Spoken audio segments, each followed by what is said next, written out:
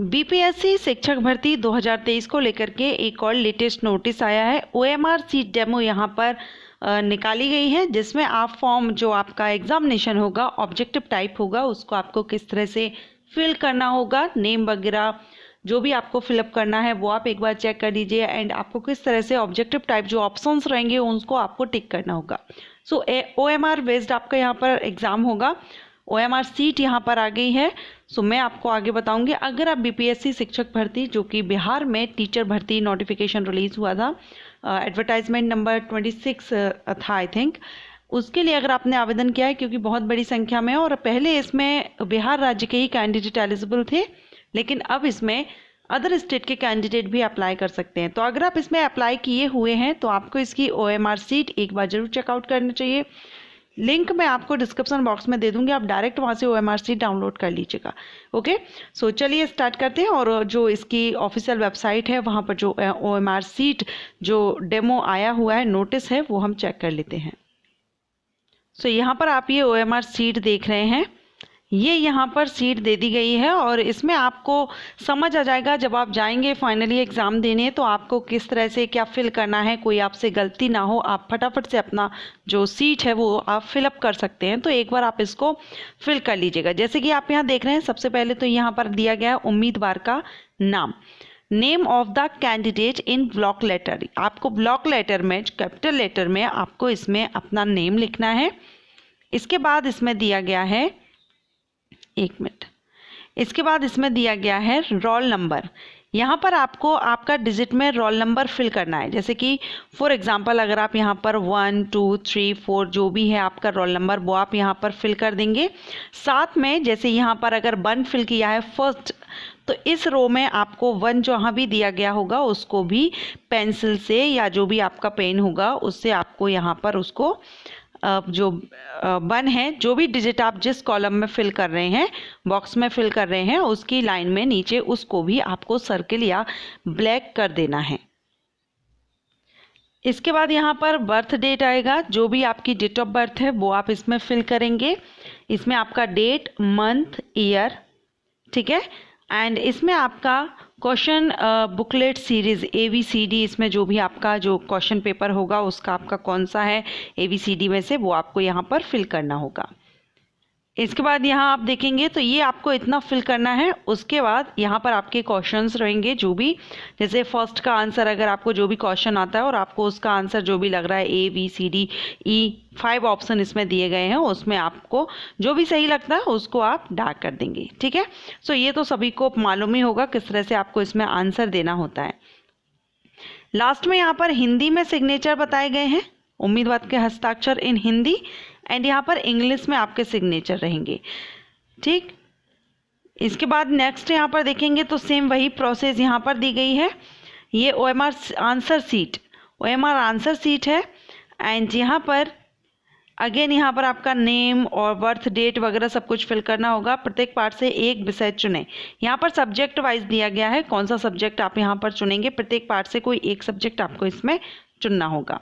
Part 1 और part 2, जैसे इसमें ऊपर नहीं दिया था, इसमें यहाँ पर दिया गया है प्रत्येक पार्ट से एक विषय चुने। जैसे कि सब्जेक्ट दिया गया है हिस्ट्री, तो हिस्ट्री, ज्योग्राफी का G, economics and political science, इनमें से किसी एक को, हर एक पार्ट में एक को आपको इसमें चुनना है। उसके बाद यहाँ पर आंसर देना है। जैसे अगर आप पार्ट 1 में आप जनरल स्टडीज़ है तो जनरल स्टडीज़ का पार्ट 1 यहाँ दिया गया है। पार्ट 2 में चयनित विषय हिस्ट्री या फिर ज्योग्राफी के जो आंसर आप दोगे वो यहाँ पर दिए गए हैं।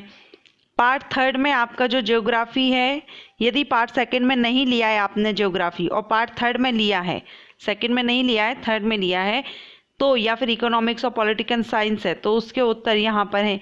ये आपको यहाँ पार्ट वाइज सिलेक्ट कर लेना है ऊपर से ही, ठीक है। किस पार्ट में, पार्ट 2 में आप जैसे हिस्ट्री सिलेक्ट करेंगे, क्योंकि यहाँ पर क्रॉस लगा हुआ है, हिस्ट्री सिलेक्ट की। पार्ट 2 में यहाँ पर अगेन ज्योग्राफी सिलेक्ट की अगर आपने, या फिर आप इसमें पार्ट थर्ड में भी इसको ज्योग्राफी को सिलेक्ट कर सकते हैं अगर सेकंड में नहीं करना है तो। इकोनॉमिक्स का थर्ड पार्ट में ही जाएगा और पॉलिटिकल साइंस भी थर्ड में ही जाएगा। तो वो यहाँ पर आप सिलेक्ट कर लेंगे, उसी हिसाब से फिर आप यहाँ देख रहे हैं ना जनरल स्टडीज़, ज्योग्राफी, यहाँ पर आप उन्हीं के आंसर आपको फिल करना होगा। जिस पार्ट में आपने जिस सब्जेक्ट को चूज़ किया है उसी के आंसर आपको उसी पार्ट में देना है। यहाँ पर पार्ट वाइज भी देख रहे हैं ना, दिया गया है पार्ट थर्ड। अगर पार्ट थर्ड में आप ज्योग्राफी करते हैं तो फिर ऊपर वाले में आपको ज्योग्राफी का आंसर फिल नहीं करना है, इन वालों में आपको ज्योग्राफी का आंसर फिल करना है। अगर आपने ज्योग्राफी नहीं लिया है, इकोनॉमिक लिया है या पॉलिटिकल साइंस, तो उनके भी आंसर आपको यहीं फिल करना है। मीन्स आपने पार्ट वाइज जो भी सब्जेक्ट सेलेक्ट किए हैं, पार्ट वन में तो आपका जनरल स्टडीज़ है ही, part second and part third जो सब्जेक्ट आप सिलेक्ट कर रहे हैं उनके आंसर आप इस तरह से दे देंगे। अगेन आप यहाँ पर सिग्नेचर करेंगे हिंदी और इंग्लिश में। इसके बाद आपका थर्ड फिर से आ जाएगा जिसमें आपका पार्ट सेकंड रहेगा।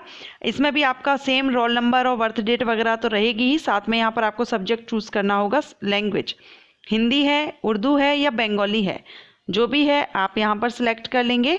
उसके बाद पार्ट सेकंड लैंग्वेज का आंसर आपको यहाँ देना है। जैसे कि पार्ट वन है इंग्लिश के आंसर आपके ये दिए गए हैं।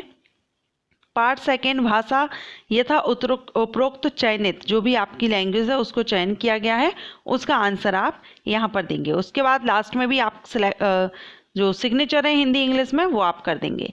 इसके बाद यहाँ पर नेक्स्ट यहाँ, क्योंकि यहाँ सभी के लिए बताया गया है ना किस सब्जेक्ट के टीचर हैं आप, किसके लिए फॉर्म फिल कर रहे हैं, उस हिसाब से यहाँ पर बताया गया है। अब यहाँ पर भी आपको सब्जेक्ट्स दिए गए हैं, तो आप जो भी सब्जेक्ट्स हैं उनको आप यहाँ पर सिलेक्ट करेंगे।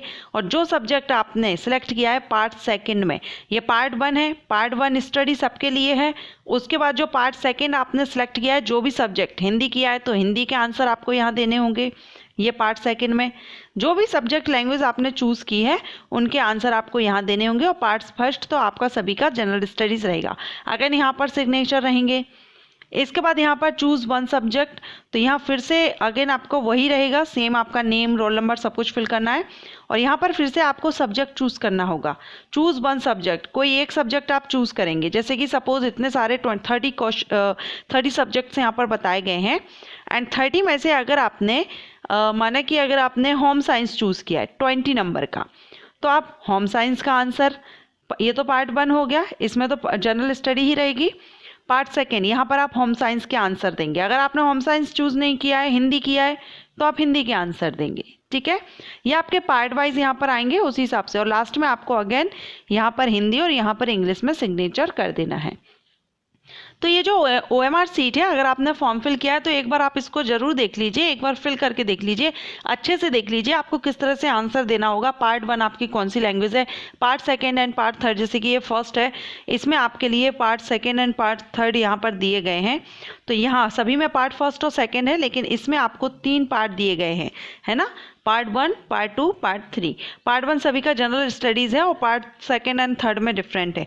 तो आप जो भी सब्जेक्ट चूज़ कर रहे हैं, एक बार आपको आइडिया लग जाएगा कि मुझे किस तरह से किस पार्ट में कौन सी लैंग्वेज मेरी ली गई है, कौन सा सब्जेक्ट मैंने चूज़ किया है, उसको किस तरह से आंसर देना है। इससे आपको काफ़ी हेल्प मिलेगी, जब आप एग्जाम देने जाएंगे तो आपको ईजी होगा एग्जाम देना। तो इसको एक बार मैं लिंक डिस्क्रिप्शन बॉक्स में दे दी, आप उसको विजिट कर लीजिए या फिर इसकी ऑफिशियल साइट से इसको आप डाउनलोड भी कर सकते हैं। एंड आई होप आपको ये वीडियो हेल्पफुल रहा हो, पसंद आया हो। वीडियो अगर आपको पसंद आया हो तो वीडियो को लाइक एंड शेयर जरूर कर दीजिएगा। Thank you.